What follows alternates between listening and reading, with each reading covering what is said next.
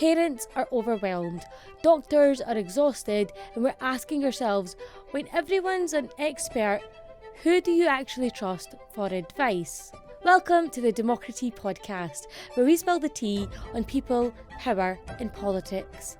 My name is Unplug. At 28, I became one of the youngest members of Parliament elected to Westminster. From the Houses of Parliament to protests on the streets, I've seen up close how power works and how often it doesn't. That's why I started this podcast. It's unfiltered, unapologetic and disruptive. We go behind the headlines and behind the sound bites to challenge the status quo. Now, I'm not a journalist, and this isn't just another political podcast. This is about the conversations that impact all of us. The conversations that don't always make the headlines, but shape how we live, work, and show up in the world. I will talk about politics, but we'll also look at power, identity, faith, equality, and everything in between. Real stories, real people, real talk.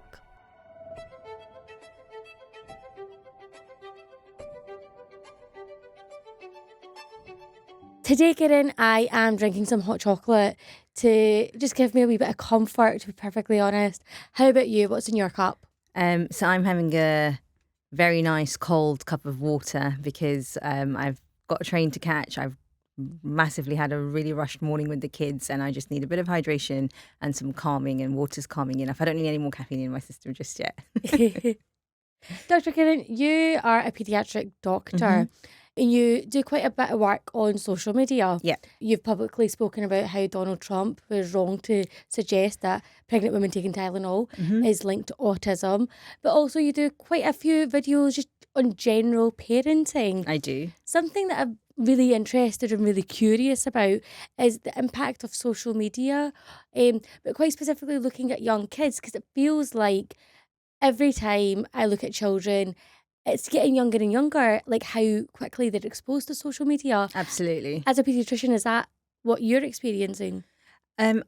Absolutely. I think it's really difficult because we live in such a digital age. And I think anybody who denies the fact that children are growing up in a digital age is, honestly hiding underneath the blankets. And in my experience, most of my children, whether they are sort of pre-adolescents, so, the 8-9-year-olds, or even as young as 6-7, as well as right up into the teens, the 16, 17, 18-year-olds, most of them, the vast majority, I would say, have access to some form of social media, whether that's TikTok, whether that's Instagram or Snapchat. And I think as parents, as people in public spaces, as doctors, and also as just people in society, we need to be aware of the impact it's having on them. So we also know that there's been a sharp increase in children presenting with things like anxiety and OCD and self-esteem issues and mental health problems.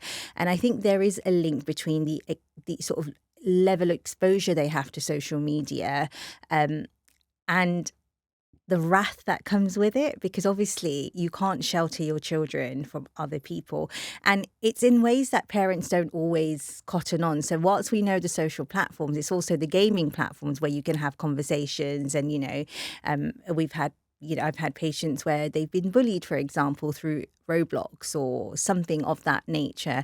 So I think as parents and even as a doctor, it's something I talk about a lot, having digital health and how you navigate that as a family, because we can't just let them loose. We know that much, but we can't also pretend like it doesn't exist. And, if you make something forbidden, children will generally want to do it more. And I think a lot of that onus lies with us and how we model our relationship with digital, whether that's AI, whether that's social media, whether that's sort of any form of screen time. It begins with us and where we want to set those boundaries. It's not just a child going on the internet to play a game. It's a full ecosystem. They can make friends, and whilst that's really exciting and they can make friends with anyone in any part of the world, it's also quite terrifying to think that for some young children, they would much rather be at home playing these games than actually being outside and making meaningful conversations in real life. Surely that's going to have an impact on their social development. Oh, absolutely. And I think I don't think that's limited to children. I think that extends to, adolescents, young adults, and even older adults. I think generally as a society, whilst we are becoming more global in sort of, the digitalization of the world, I think actually we're becoming quite insular in our social connections. And it's very interesting when I'm speaking to the younger generations, they have anxiety in social situations, the ability to just rock up somewhere and have a conversation and get to know people, because they haven't had that from a young age. And what the really scary thing is that these social connections are replacing real life connections, whether that's with their parents, whether that's with their siblings, whether that's with their friends, or even, others around them, aunts, uncles, whatever. They're spending so much time online that they're not having those real life connections. And I think that's where we've got it wrong. We need to have the balance and making sure that social media isn't replacing that real meaning, the conversations with the parents, sitting around a table at dinner time and talking. And I think it's really hard because being a parent in this day and age, you're expected to work because for most people, you need some form of income. And, the vast majority of people in Britain need 2 incomes to have any sort of, I guess, comfortable life. And it's not even luxury. We're talking about single income households we know are living below the breadline and in the vast majority in poverty, whether that's, across public sectors or even some private sectors. And parents don't have access to childcare. Childcare is crazily expensive. So what do? They look for easy solutions, and social media is an easy solution. But like you say, you don't know who they're speaking to on the other end of these gaming platforms. And I think for me, that's a terrifying thought. I mean, it's not allowed in my house. We don't have any gaming platforms. And any gaming platforms we do have at the moment are supervised. But I speak from a position of privilege. My children are still relatively young. They haven't hit those teens and started challenging my boundaries. And I will have to rewrite those boundaries as they grow older. It feels like the onus and the responsibility is on parents, but is this not actually a wider public health risk? Well, I think it's not just parents. I think it's on all of us. It's on the social media companies to make sure that they have tools in place to, verify who's using those accounts. So we have loads of people who can just rock up and make an account. They don't have to give any information. They don't have to have any verification. It's on the gaming platforms to make sure that they've got things in place that if children are playing, they're doing so in as safe a way as possible. And you should. And then obviously you've got parents as well, but the rest of us, we have to role model what we want in our lives. And if we ourselves are gaming or scrolling or constantly digitalized, then it should come as no surprise that that's what children are doing. Also, children do as you do far more than they do as you say, and that's for adults as well across the board. So they're not a weird entity or species. They are part of our society, and so much of society is not designed to support the development of children. Political, child health is way down the political agenda and has been for many years. And similarly to women's health. And, pediatric child health begins with women's health. The first 2 years from conception until second are so important. We've got no investment in it. We've got no investment in our childcare system. We've got no investment in our education system. So this should come as no surprise to people that this has happened. People have been talking about it for decades. But it just feels like there's so much outcry, especially at social media companies. I think most people in the general public would agree that social media companies have a responsibility. Absolutely. But then it also feels like governments don't want to hold social media companies to account. No, because we live in a commercialized, in a society where we value who's bringing in the bucks. And sadly, digital tech or tech is bringing in the bucks, right? So, and that's what it's the same. We had the same for sugar tax, let's talk about the sugar tax. That's only just come in. But people had been screaming about how much sugar was in our drinks and our food, in everything around us for about 50 years before that came into effect. But the reality is sugar sells. And at the moment, the high that we used to get for sugar were it's the same as what people are getting from the digital space, and tech sells. And I don't think it's going to go away anytime soon until we as a society decide that we're going to address the concerns, especially when it comes to things like children being harmed from social media, these crazy challenges that go around people.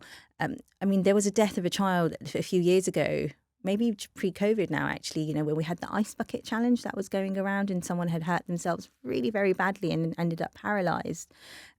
Nothing happens because it's an uproar for that moment and then it diminishes, where we actually need to have collective power in saying that enough is enough.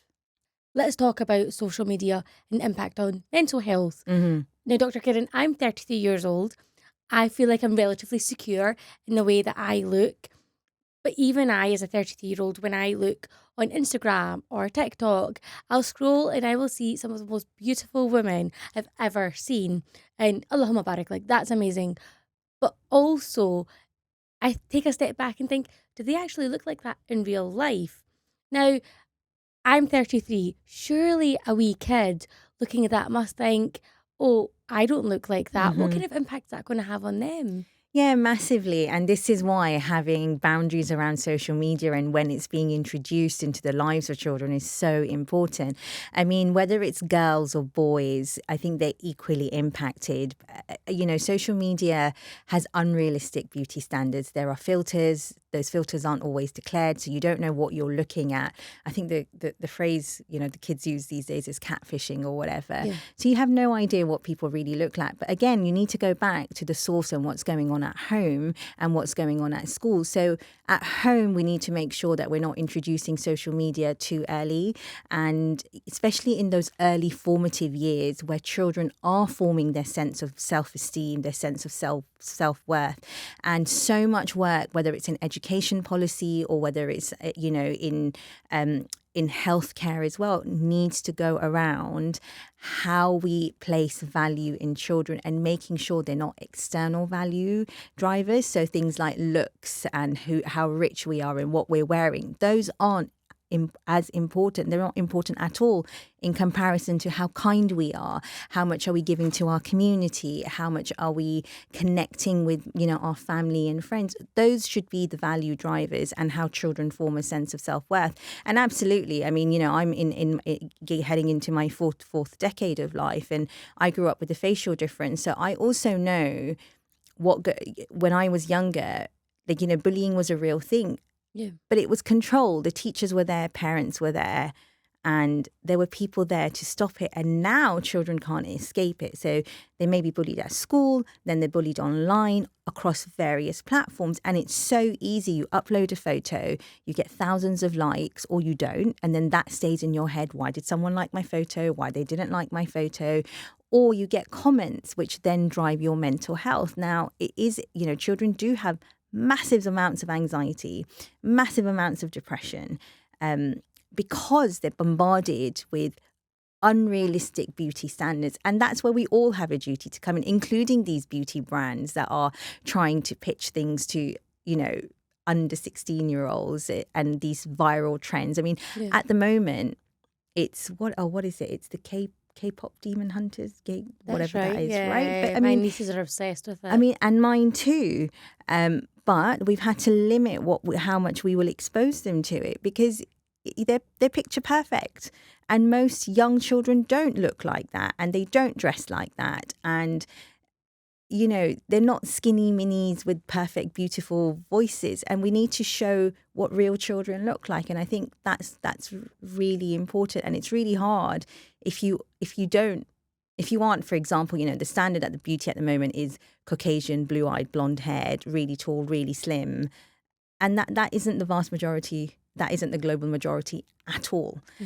So that's where these conversations about inclusivity, diversity, showcasing real people across all ages, so whether you look at it as a 33-year-old and you see a remnants of yourself online, or whether I look at it, or whether someone in their 60s looks at it, we should all be having conversations about what we value in society. And it has to move away from looks and what car we're driving and what home we're living in and what brand we're wearing.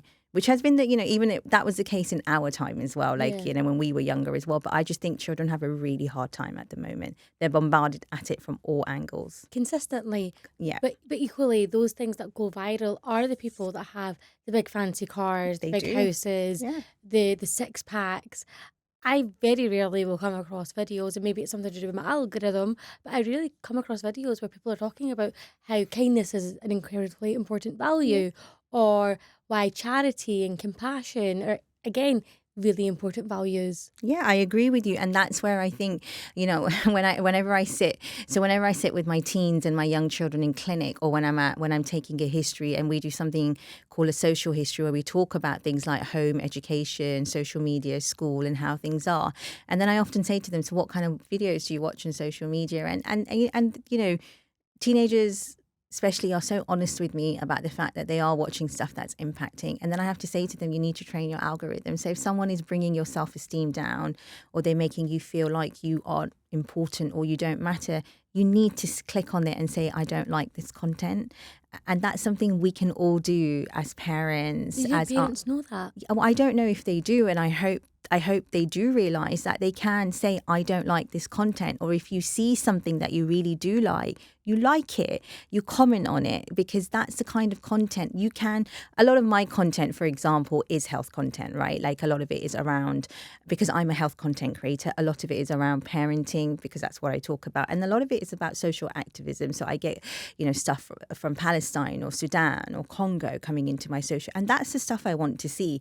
I really don't care about the superfluous stuff. Mm-hmm. I don't have time for it. And as a 40-year-old, I really don't want to be going into my 40s and 50s still obsessing over how I look and what I'm wearing and whether I'm on trend, because there's so much to life than that. One of the other big things I'm noticing is that when people are going viral on TikTok, they're talking about skincare. Mm-hmm. And I now have girls that I know who are 11, 12 years old who'll talk to me about skincare. And I take a step back and think, I mean, you're not just using Dove soap in water. Why are you using toners and clarifying masks? You're 11 years old.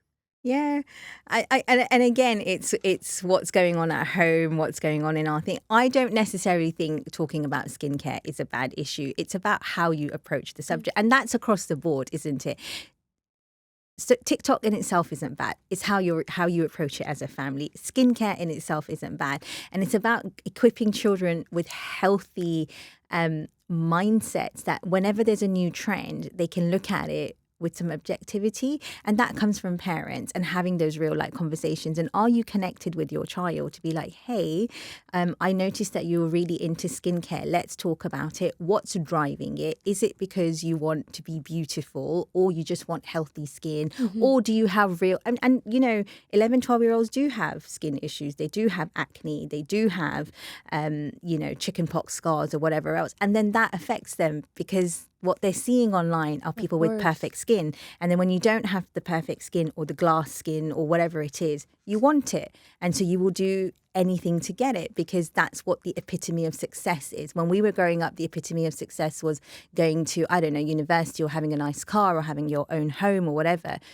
And that hasn't changed for children. It's just the parameter of success has changed, right? So it's now being popular on social media, or having really great glass skin, or looking a certain way to fit a certain aesthetic. And again, it's down to us as parents, as people who interact with children, whether that's teachers, whether that's, healthcare professionals, whether that's health visiting, midwifery. All of us have a duty to support the children around us, and the conversations we have, and what we support politically and publicly as well, because all of these things impact the choices we're allowed to make and not make. The word objectivity is stuck with me. Mm-hmm. I look at young kids these days, and I'm just not convinced they've got the critical thinking and analytical skills that they should have. Yeah, and that's down to our education system, isn't it? We're raising robots, really. Where does that stem from? This is a very interesting... Because, so I used to be a teacher, and I know that critical thinking and analytical skills were key components of the subject that I taught at secondary school level. Which was what? So it's modern studies, which you don't get in England, but it takes in like a wee bit of politics, a wee bit of sociology, a wee bit of economics, and a lot of our course content was around having or teaching the children the ability to look at information objectively and see what looks like it's from a reputable source and what's not. But then I look at kids these days and it's just so easy to look at content online and take it as gospel. Yeah, because I mean, again, I would say to you, you as a teacher will then know the degradation of our education system and our policies, because we're not encouraging those skills from a very young age. We've become so into this is the right way of learning, and we leave no scope whatsoever of individuality for children to explore what their interests are. Everything is, you must do this in this time frame. I mean, even school to a certain extent, is a problem, because we're teaching things. I mean, I talk about this a lot, like especially, let's talk about Palestine. I talk this about a lot because when I did history, for example, in GCSEs, or even, earlier than that, it was limited to the Great British Empire. And it wasn't until I got to university and even college, but mainly university, where I started meeting friends from Europe or across the world who had a far more, I would say, global education about what happened in the world and, I guess the different facets of truth around like the wars and stuff. And then I started thinking, how come this is not something we're taught? And who prioritizes education? It's a government policy. It's what the government decides should be taught in schools rather than, I think, bottom up. And I think that's the problem, isn't it? And critical thinking skills aren't taught in school. We don't teach children to challenge the status quo. And in fact, I remember when I was growing up, all of my reports, I mean, I was a very bright kid, but I got into trouble a lot because I spoke up and I asked questions. And my reports were, Kiran talks too much and she asks a lot of questions all throughout my life. And I still do that because for me, asking questions is the way I learn. If I don't understand something and you're teaching me, you need to help me get there. And we've lost that ability as teachers. Everything has become getting grades, getting outcomes that make it look good on paper rather than investing in children. And I think teachers have a really hard time. They don't have the resources. They don't have the investment. Parenting is hard. Parents aren't as involved with our children's educations because we're at work or trying to survive in many cases. So it's hard. I don't know what the right answer is, but I agree with you. There is a lack of critical thinking across the board. Yeah, and I mean, it just terrifies me for 100%. the future generations, because then with the increased use of artificial intelligence, are our young people going to be able to look at something and objectively tell if it's the truth or if it's just something that's been made up on the internet? And it's even more terrifying because I don't know if you know, but the average age of reading in England is 9. So most adults read at a level of a 9-year-old. And how did we get there? Jeez. How did we get there? How did we get there?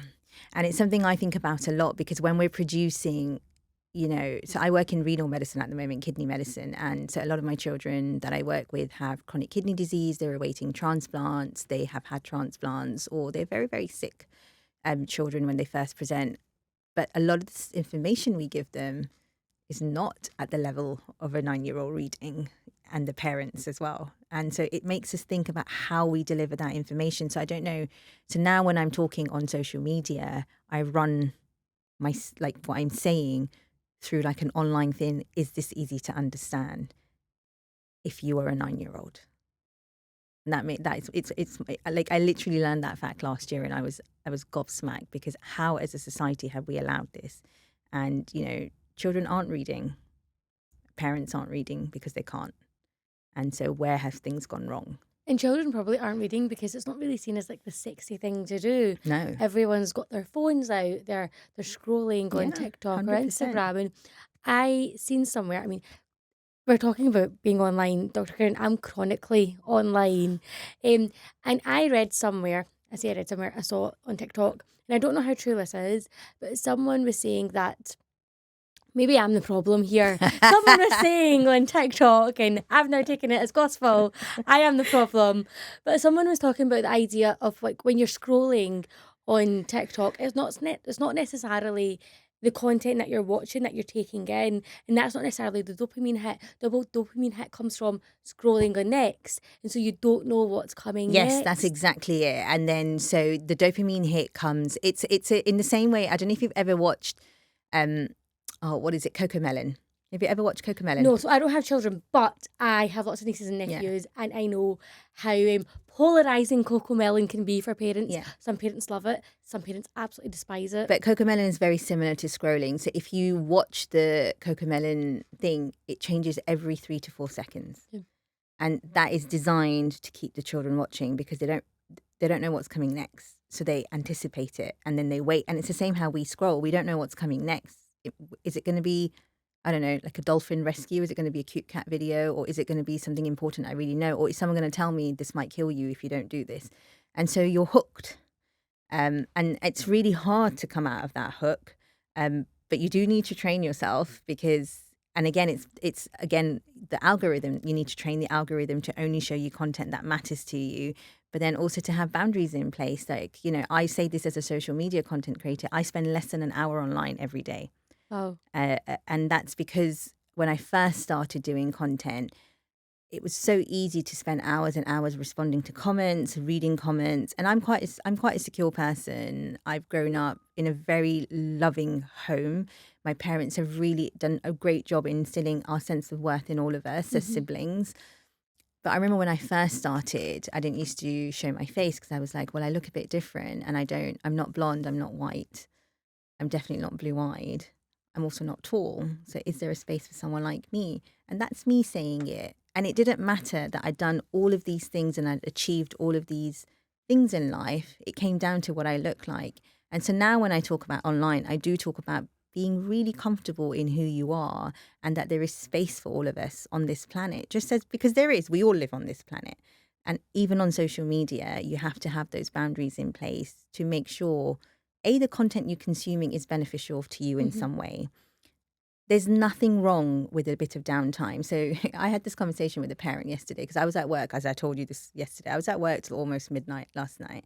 And I was talking to a parent at around 10:30 and we were talking about what we were going to do when we get home. And I said, I watch trash when I get home because my brain needs to switch off. So I can't then, and I don't find scrolling switches off my brain. I actually find scrolling wakes me up because I'm like, oh, I didn't know this. And then I'd be like, do lemons really like cause this? And what happens if like a spider in a, I don't know. So my algorithm's really whack because my children will be like, can you show me cute cat videos? So I'll show them a cute cat video. And then my boy will be like, I want to see like the deadliest snake. So I'll be like, what's the deadliest snake? I know. So my algorithm is really whack. But then that's the kind of stuff. And then it will come up and then I'll be Googling because I'm like you said, you have to fact check these things. And I'm like, this doesn't make sense to me. And then you know it's like 3 a.m. in the morning and you're like, I need to be at work in 2 hours. So you have to train yourself. There's no easy way for me to say it. The other thing that I've recently learned, and again, I'm guilty of, do you know what, Dr. Kiran? I just feel like this has become a consultation for me, for my social media use. Something else that I've found that I've started doing is watching videos on 2 times speed. Yes. Because my brain just won't wait. Yeah. It's like, right, quickly consume this content on them so we can watch the next video. Yeah. But that's your dopamine hit driving it. Is it because you know that if you do it, and we do the same thing with WhatsApp messages, we do the same thing. And that's because we now live in a society where it's go, go, go, go, fast, fast, fast, on to the next thing in whatever avenue you approach. So even with like, say, success is okay. I need to go to school. I need to do my GCSEs. I need to do this. I need to do that. And you go, go, go, go, go. There is no time to slow down. And we don't talk about that. We don't talk about slowing down. We don't talk about absorbing our surroundings, taking a breath. None of that is advertised. It's okay. This person ran the marathon and that person ran 10. Why haven't you even got off the couch? It's that kind of stuff. And so again, it comes down to having that discipline to be like, no, I'm going to allow myself 30 minutes. So my timer is an hour. And most days I don't even hit that hour anymore. I'm going to allow myself an hour throughout the day. And those are the times. And then you need to fill your time with something else. So pick up a book, get a hobby. And that's the thing I find people are no longer doing, including our children. There are two opposites, aren't there? There are the kids that are just doing too much. Again, that comes from I need to have this, and parents are driving them from swimming to, I don't know, to music class, to dance practice, to a language, to this, to that, to the other. So they don't know how. So these children also don't know how to relax. They don't know how to be bored. They don't know how to use their imagination, because every minute of their time is accounted for by something else. And that also creates an issue, because children need to be bored. And so do adults. Adults need to be bored too, because it allows us to think. It allows us to slow down, connect with ourselves, and really check in.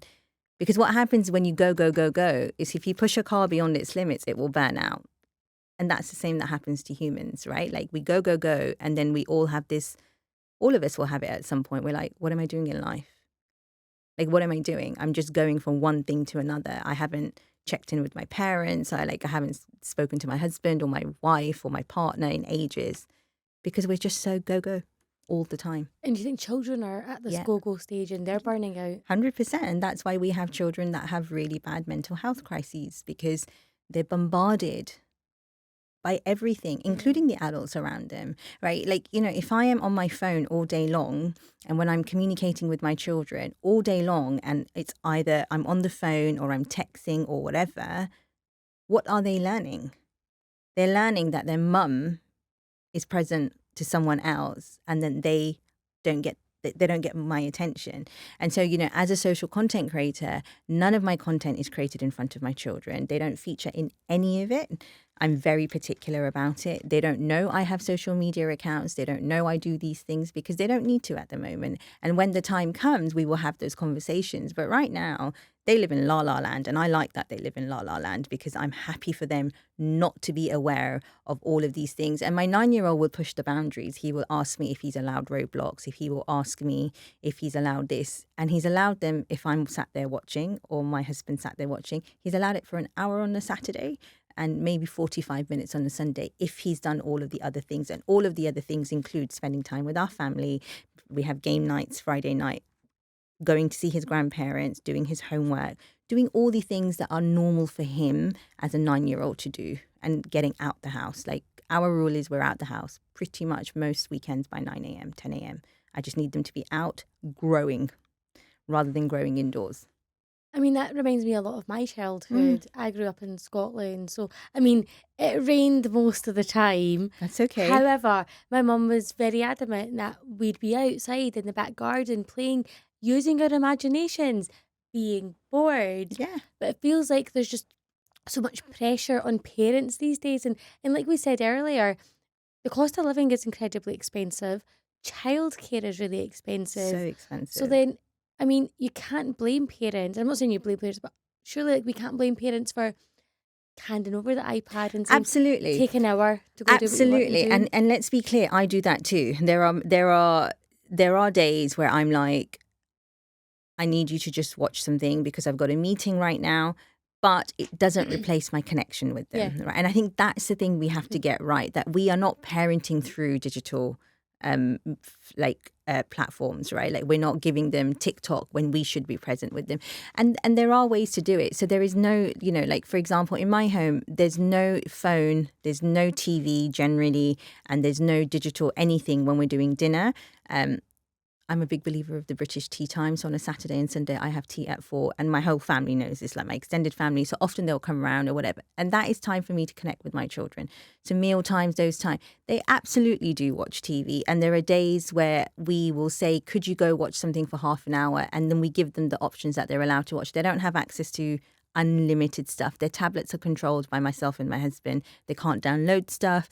So there are, you know, there are ways around it. And absolutely, this is not a parenting issue. It's making sure you model what you want in your child. So if you're constantly on your phone when they're sat next to you, then it's not going to be a surprise that they are doing the same. If you're constantly on social media, that is also what they learn. So, and like I said, they they learn from us. They watch what we do. So you have to model first, which is really hard as parents. And I say this as a parent because it is really sometimes easy, and there's nothing wrong with it, occasionally, or even if you do it daily, as long as you are present when you need to be present, and that these devices aren't replacing the actual connection they need with others around them, whether that's their parents, whether that's their siblings, whether that's their, I don't know, grandparents. And, I used to watch TV. I used to watch a ton of TV when I was younger, but we had set times. I don't know if you remember, because it wasn't, I don't know, it wasn't around all the time. So I used to wake up, I think on a Saturday, like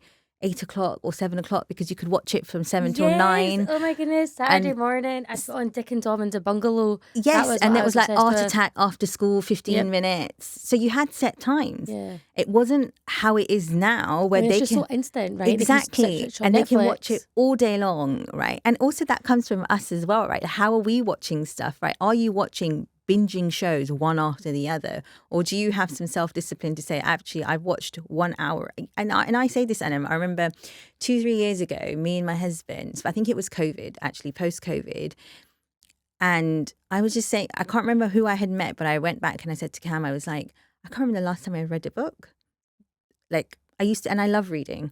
In case you get told off, my parents would be like, go to bed, and I would be up like reading books underneath like my we didn't have phones in those days, so I used to put a lamp underneath my duvet. That sounds like my childhood. And just try and read. And my dad, and when he was coming, I would click it off and then I'd click it back on.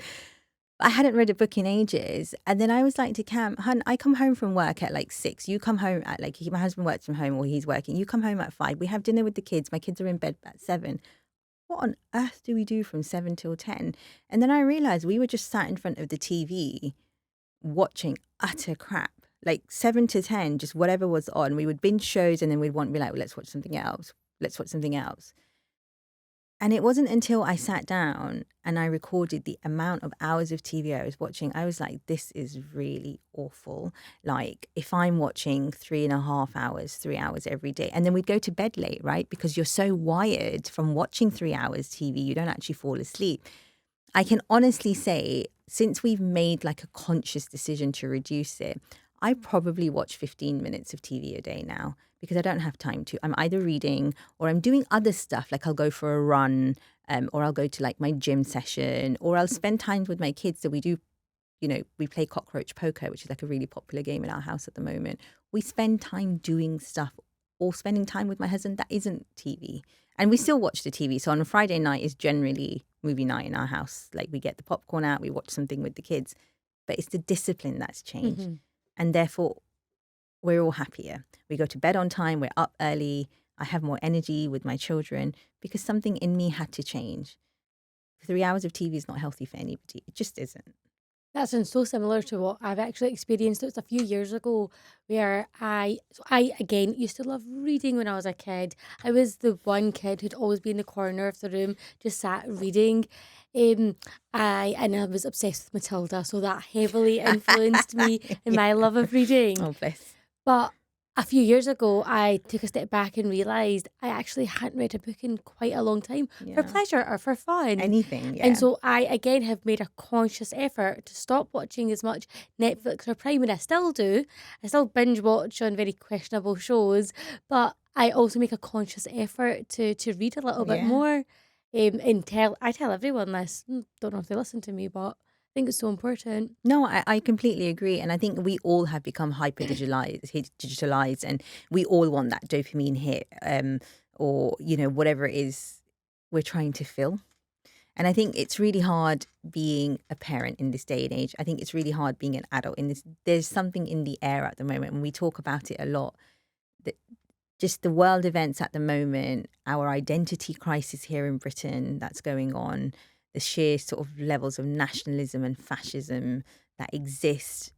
I think the general, I guess, feeling is to retreat and become more insular. But actually, this is now more than ever a time for community, for connection, for making sure we're speaking to other people. I have had so many of my views challenged. And there are really good things about social media. I've made some wonderful friends. I've learned so much about things I had no idea about.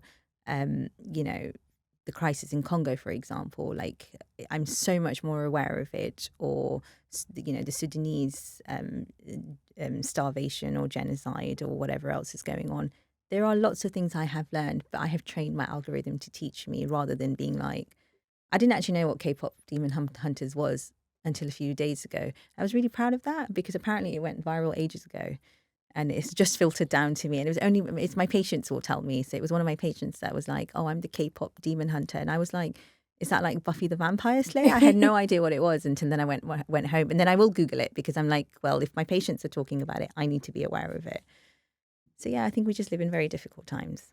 And we do live in really challenging times. And one of the most challenging I find is that I will scroll on TikTok, and my TikTok algorithm is very questionable, but something that will consistently come up is seeing the absolute horrors and atrocities in Yeah, Gaza. And that's just something that none of us can shy away from. And it's absolutely. absolutely terrifying to watch. And we then have the privilege of switching off our phones and putting it aside. But this is their daily reality. And you and I first met and started speaking because of your work through Children Not Yeah. Numbers. And what does the charity do? So I am one of the medical co-directors of Children Not Numbers and one of its founding members. So it started off, as you say, because we scrolled, and it was one headless child, one amputated child after another. And as a mum, that was incredibly hard to watch, but also as a pediatrician. Um, and I'm very open about this. I remember we went with my family. We had traveled in November 2023 to Istanbul. And just after this whole thing had started, and at that time I remember reading like 8,000 deaths, whatever, and I couldn't fathom how this was allowed to happen. And we'd gone to pray at the Blue Mosque, and it was the first time we had attended a janazah for the people of Palestine. And there was honestly the first time we had had an avenue to express our grief, like our collective grief on like watching this horror. And it's never been like that, right? Like, so you've never been exposed to real time horror like this, whether it's in Palestine, whether it's in Sudan, whether it's in Congo. Like, I'm watching all of these videos come in. The only other time I really experienced it was when it was the farmers in India, and the Sikh community that were being targeted. And I remember thinking, oh my God, because that was about a year before all of this happened. And I remember making dua and praying and being like, you've given me I've got a skill set, and my skill set is to save children. Like, that is literally what I do for a living. And now I'm forced to watch thousands of them die in horrific ways, knowing that had they access to the right medication, to antibiotics, to healthcare, to a goddamn hospital, that they would live. And that was really hard. And I remember coming home and just thinking, I need to do something. And that's how I got involved with my with the co-founder Samaya, who's a lawyer by background, and Sarah as well, and Dr. Anita, who's a GP. And we just thought we're going to do something. And we started by building connections in Gaza with our healthcare colleagues, so other pediatric colleagues. We started by having a triage system for children, those with severe injuries, those with injuries that weren't going to survive, and we knew they weren't going to survive, and making them as comfortable as we could. Those with low-level injuries, so if they've got a graze or whatever, triaging them and then evacuating them. So we are a medical legal organisation. We work on providing healthcare to children in Gaza. That is our primary aim.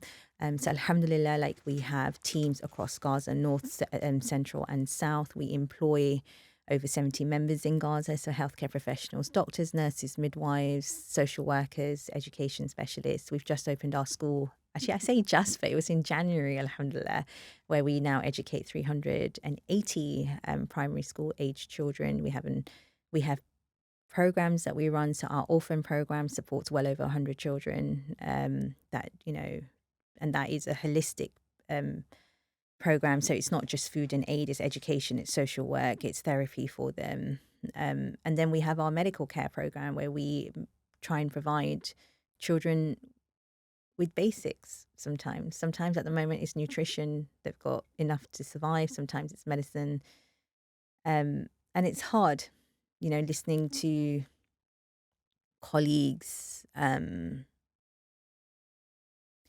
talk about the reality on the ground, the despair they feel. It's hard supporting them through unimaginable loss. Many of them have lost their family members. Many of them have lost their children. We've lost colleagues.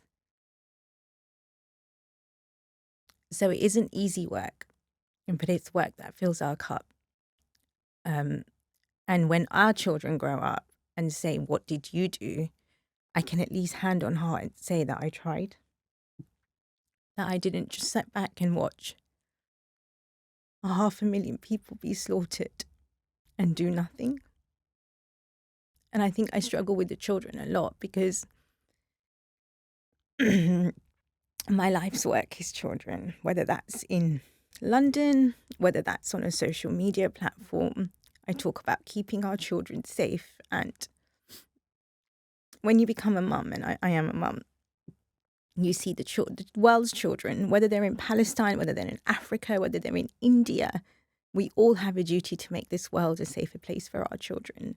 And I just feel like we're failing that duty so miserably that I sometimes despair at what the world will be when my children grow up. But I also believe in collective power. I believe in collective movements. And I feel like the tide is turning. I hope it's turning. So yeah, that's some of the work we do at Children Not Numbers. I'm very proud of it. You will have heard recently that some children were brought to the UK, and that was through our legal advocacy work. So when you and I first met, we met with Sarah and Samaya, and we were talking about how the UK government could support these children coming over to Gaza. So we have worked very, very hard, along with a lot of other organisations, about building routes to provide care for these children in the UK, because our response in the UK has been abysmal. We've evacuated to many countries in Europe. Ireland has taken loads, UAE, Qatar. But our British response has been less than adequate. And I think you will know that through your political career. It's really hard, but and that's where the legal advocacy comes in from our legal arm of Children Not Numbers. Also thinking about remuneration, reunification for these families, thinking about what kind of status they will have in the future and right to return.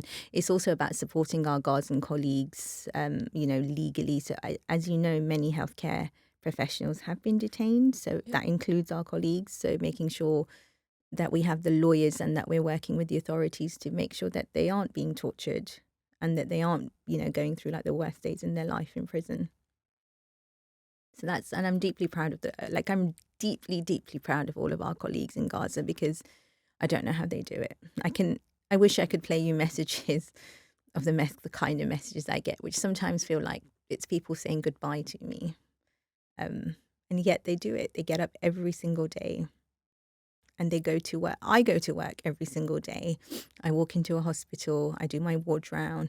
I have the privilege of ordering blood tests, antibiotics. I have the privilege of giving paracetamol. I have the basic privilege of having a hospital and a bed. And my colleagues are seeing children on floors without paracetamol, without anesthesia. Surgeries are being performed. Children are being cut. And I just don't know how we allowed this. But I'm so proud of the work they do, and they are absolute heroes, because I know I couldn't do it. And even our school teachers, they bring so much hope to the little kids that we have in our school when we get photos of them and the work that they do. And it gives you some hope that, things will change, inshallah. I've lost count of how many conversations I have about Gaza and Palestine, and I think that's just most people are like that. They're constantly having conversations. It's having an impact on our mental health. You scroll, you see, decapitated children. I think all of us will have some stories that we can remember. I think for me, it's always the story of Hind Rajab. And then you look at governments and you look at the UK government and you see complicity. Yeah, And, 100%. they've recognised the state of Palestine, which is a positive step, But but it's actually, superfluous. it actually doesn't drive any meaningful Nope. change, because at the same time, whilst you say you recognise the state of Palestine, you're still continuing to sell arms to Israel, and those arms. And you're inviting their ambassadors, you're inviting people who are essentially war criminals into our public spaces, you're hosting them, you're giving them platforms to spread their hate. And it's vile. And there is absolute complicity. It's disgusting, really. But, that's my personal opinion. I think that's the opinion that most reasonable people, Yeah. surely across the UK, share. Actually, it is. I mean, if you look at the polls, the majority of the British public want to see a ceasefire in Yeah. Gaza. They want to see peace. It's just that the UK government's not taking that action. Yeah, UK government, and there is, there is, I mean, you will know in the last couple of weeks and months, there is this far right rise in absolute disgusting attitudes towards whether it's, global majority people here or abroad or in Palestine or whatever, this attitude that it's not my problem.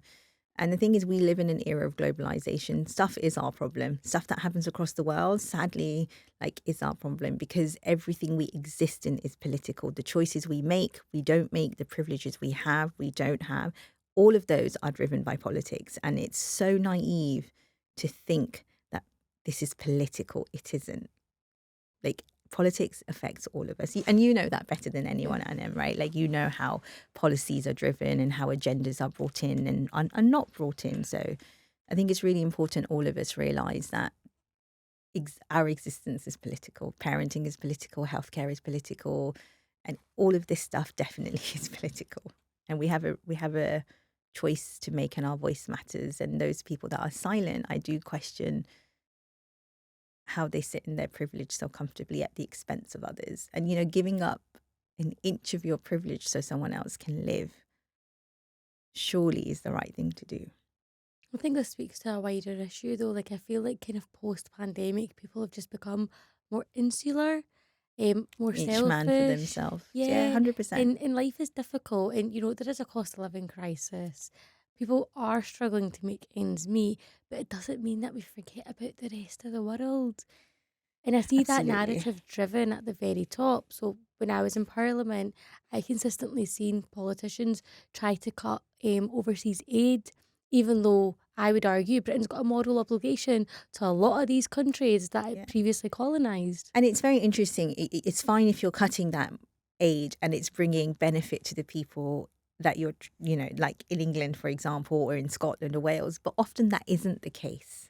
And that's the interesting thing. And I think, and this is why we talked about education earlier. It's about that critical thinking and questioning what's going on around you, because I think the system is designed to keep you dumb. The system is designed for you to think that the others are robbing you rather than the government, and the others are doing things rather than the people in power. And it's the poor man next to you or the brown person that lives down the road that's getting access to your benefits, rather than the rich people that are getting the contracts, the friends of the politicians that are getting all of the private funds coming through, and then making it harder for anybody to come out of poverty or for anybody to succeed, and just making their friends richer. This is where the critical thinking and the need to question comes in, which is not what we're taught anymore. Yeah, and just taking a step back and actually looking at the facts in front of you. Yeah. And the reality is, of course, is that if you're a white working class, you're going to have much more in common with someone from a working class background who's Pakistani or Bangladeshi than the likes of Elon Musk. Oh, 100%. But this is where the education system has failed, because we like to think we have more common in Elon Musk, or he's our role model and that's what we drive, when actually he isn't. There are many things I could say about him, and I won't. Likewise. We're going to start wrapping up towards the end of the podcast, and we normally finish off with a section called That's My Cup of Tea. Just like a quick fire round. Okay. So don't think too much and Sounds just go good. with your gut. Okay. Do you prefer tea or coffee? Chai, or any day. Oh, okay. As in tea, yeah. Yeah. Tea. Sorry, I call it chai. Oh, maybe I should call it chai tea. Just Oh, tea. but I was just going to ask you, is it like a tea bag and milk, or do you actually make proper chai? I do loose leaf tea. Okay. I buy it from this wonderful place called Brew Tea, BREW, if you ever have it. And I have a fresh cup every day. But I don't like chai. I don't like milky tea. So I like tea that tastes like tea. We were talking about reading books earlier, Mm-hmm. and actually a question I ask everyone is, what are you currently reading? It's a book about Muslim mindset and growth. It's called The Baraka Effect. Oh, interesting. I just recently read a book and I would recommend it to everyone. The book that I recently have just finished is called Mornings in Janine Oh, I've by read that. Susan It's beautiful. Susan Abu Halwa. Yeah, oh, what an amazing book. I cried my way the entire way through it. So I cried, I laughed, I Yeah. cried again, I Yeah. laughed again. It was a roller coaster of emotions, and it is the book that I would recommend to absolutely everyone. Then you need to read Where the Lemon Trees Grow. I've also read that. So actually part of my solidarity, and I suppose you'll understand this, solidarity with the Palestinian people can come in many different forms. 100%. And it doesn't necessarily always have to be political. It can be cultural, or even just supporting Palestinian culture. Yeah. Something I try to do where possible is buy books by Mhm. Palestinian or Arab authors Yeah. to kind of showcase that 100%. solidarity. And attend, there's a really good Palestinian film festival happening up in Leeds, which showcases Palestinian filmmakers and storytellers. So, like you said, it's not just books. There are lots of ways of supporting their work. Yeah. Have you seen the film The Teacher? No, I haven't. I'd highly recommend it. Okay. So it's all about the occupied West Bank. But actually, when they were filming it, it was at the very start of the 7th of October. So Mhm. whilst it didn't have a direct impact on them, it did have an impact on them. Okay. I think it's Farah Nabulsi who directs it. Okay. Highly Is it on recommend Netflix? I don't think it is. It I will probably find isn't. out and send you a WhatsApp message where you can Thank you. where you can watch it. What's your go-to comfort food? Oh, I don't know. Probably a bag of salt and vinegar crisps. Okay. I think I have some in my bag. Yeah, I Keep love you salt. And going. yeah, I love salt and vinegar crisps. That's probably my comfort thing, or a bar of chocolate. Dr. Kiran, life is so difficult. I mean, there's so many challenges that we all face. Mhm. But is there a particular quote or something that grounds you in those stressful times? I, honestly, I don't. There isn't a quote, but I think my faith grounds me. So generally, when I've struggled and I've gone through stuff in life, I've leaned back into who I am, my faith and my values, and just connecting. And I sit and talk a lot now to God. I just sit and talk and just tell God how I feel, and that's it. I don't need an answer back. It's sometimes when you go to friends or I go to my husband, people want to solve your problems. I don't need solving. I just want to talk. So it's my faith that keeps me grounded. Just want to be Alhamdulillah. listened to. Yeah, and just Alhamdulillah. and who else? Who better for me? Dr. Kiran, this podcast is unfiltered, unapologetic, and disruptive. But if there's one message you wanted to give to parents who are raising children in this digital age, Mhm. which can be really frightening, what would that be? Cut yourself some slack.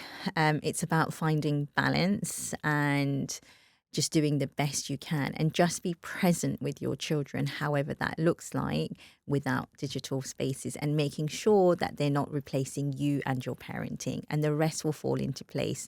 But just turn up with compassion to yourself first. Thank you so much. My pleasure. It was so lovely speaking to you. Oh, thank you.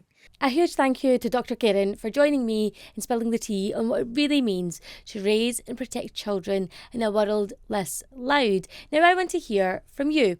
When everyone's an expert, who do you actually trust for medical advice? Do you think social media has made parenting more connecting or just more confusing? And when misinformation spreads faster than medicine, what responsibility do the rest of us have to call it out? Drop your thoughts in the comments, share this episode, and don't forget to hit subscribe so you don't miss our next episode of DemocraTEA, where we spill the tea on people, power, and politics.